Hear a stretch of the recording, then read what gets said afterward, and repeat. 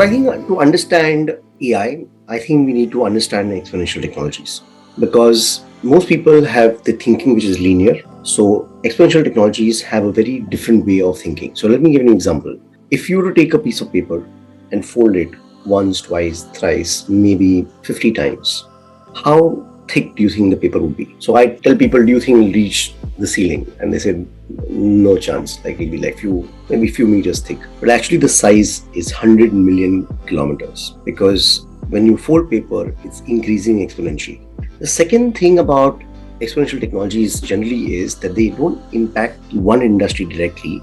So when steam engines were invented, right, what happened was that they disrupted transportation. But when you take industries like drones, they will disrupt ports, or you take industries like self-driving cars, they may disrupt real estate, and I want to elaborate that more. So the other thing is that these exponential technologies disrupt more than one industry. They end up disrupting a lot more industries rather than just one industry. Which are the exponential technologies, right? So exponential technologies are technologies like 3D printing. They're like people like drones, solar panels and solar and energy. And of course, the biggest of the lot is artificial intelligence, right? AI. So I think it's important for us to understand what AI actually stands for. So generally, when you look at AI, right, there is a lot of confusion. Is it machine learning? What is it generative AI? Broadly, you can say there are three components of AI. There is a clear component of data. Most of AI is based on some raw data. It could be a large language model, it could be data of a company, it could be data on the web. But basically, data is very essential for AI to work because it has to learn from somewhere. Secondly, it has to have some kind of machine learning. So you take that data and based on that, you build your models on machine learning and you build ML is there in that. And then lastly is the algorithm. So let's say when you take my company, our algorithm is that you have profitable customers. If we help you understand those profitable customers, then you can build content for them, you can create for them, and you can do media buying for them, right? But it's based on this algorithm that if you have highly profitable customers, then remaining customers, if you find similar customers, they will be more highly profitable for you. So the way I look at it is, right, AI is going to disrupt a lot of industries. And I think it obviously is going to impact the advertising, martech, ad tech industry the most. But let me give you some examples just to tell you how it's going to disrupt a lot of industries, right? So let's take an example. When I mentioned that AI can disrupt ports, but okay, so when I look at disruption, right, a lot of time people ask me this question that, oh, is it going to take away my job? So when it come to advertising industry, then I'll talk about it more. That is it going to sort of in a way disrupt your job or not? The short answer is it is not the AI that's going to disrupt your job, but a human who learns how to use AI more effectively than you will definitely disrupt your job. But let's take an example of ports, right? So there's a very interesting example. I think Salim Ismail or Ashok Wada, one of them shared with us in Singularity University. We said there was a German port which was being built, which was going to cost tens of billions of dollars. And they realized that with that expansion, they could handle, let's say, 5x or 10x more number of ships at the same time. But something interesting happened. They realized that there are two things that could disrupt that industry. The first thing that could disrupt that industry was this industry called drones. So drones were building this ability to, in a way, carry double the amount of weight than they would carry earlier, because every 9 months they were able to carry double the amount of weight. So if right now they could carry a ton, if for 9 months they could carry 2 tons, after 18 months they could carry 4 tons, after 36 months they could carry 8 or 16 tons. So if most containers are less than 100 tons, then in 5 years time or 8 years time, every single drone would have the ability to carry the container and directly take it from the ship and put it directly into the truck. And second thing was the battery capacity of drones was increasing again and doubling every 9 months. So it could carry, earlier it had 30-minute battery range and became 1 hour, became 2, became 4, became 8, became 16. And there will be times where drones could actually have 100-hour battery life, right? So for 3 to 4 days, they could be doing this on and off without actually having to recharge the drone, right? So imagine that you're going to spend $10 billion and have that capacity, and it'll take them 10 years to build the port. In probably 7 to 8 years, they would realize that they don't need a port, because the combination of drones picking up the containers directly from the ship and putting in a truck solving the problem. So they decided to postpone the decision to actually build a port because they thought that they just need for the exponential technology to reach that level where it will stop the infrastructure that people have of ports. And now today, in a way, drones will take care of that. Let's take an example of self-driving cars. Now, self-driving cars have the potential to disrupt real estate industry. Now, you may wonder what is the connection between real estate and self-driving cars, right? But just imagine today, in most cities in the world, 1/3 of all space in a city is used for parking because cars are assets which are 90% generally lying idle. So they have to be parked somewhere. The self-driving car can be on the move all the time and can be using, electricity and batteries, which again can last for 100 hours. And means at all points of time, the cars don't need to be parked anywhere.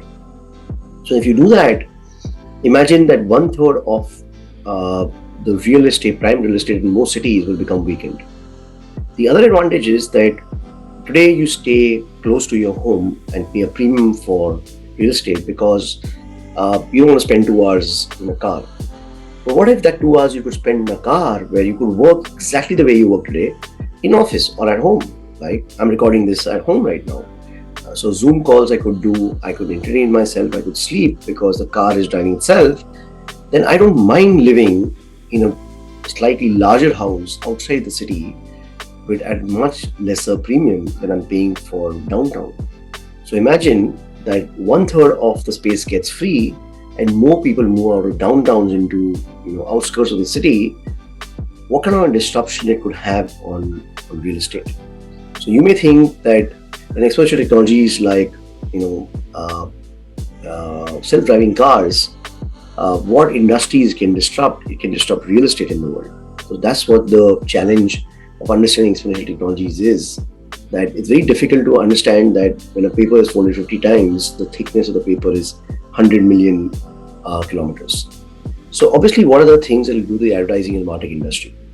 So firstly, I think a lot of advertising and market research which was done for advertising and understanding consumers was done, and there are two flaws in it. First flaw is that they take consumer data from 40,000 odd consumers and extrapolate it for 150 million households.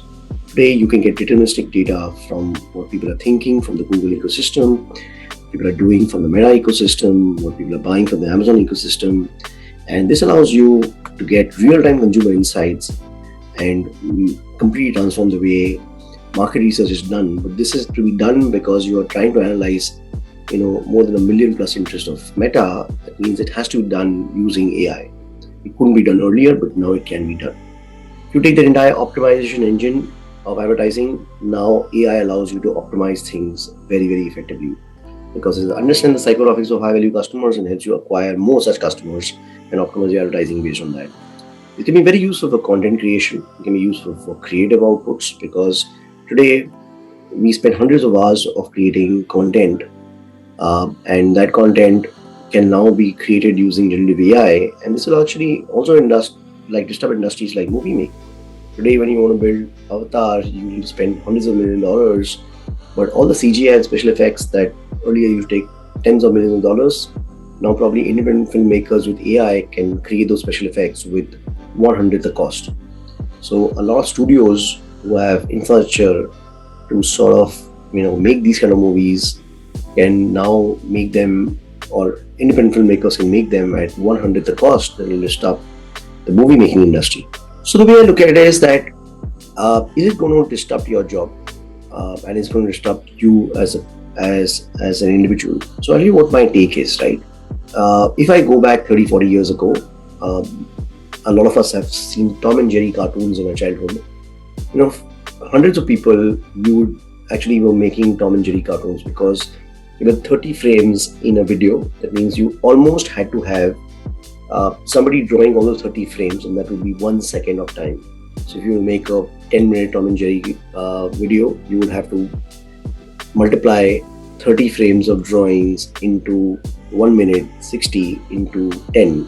That's the number of drawings one would have to make for innovate for it to work, right? Today, with generative AI, this can be done with probably 2 people. But you know what? We don't make Tom and Jerry anymore. We make Shrek.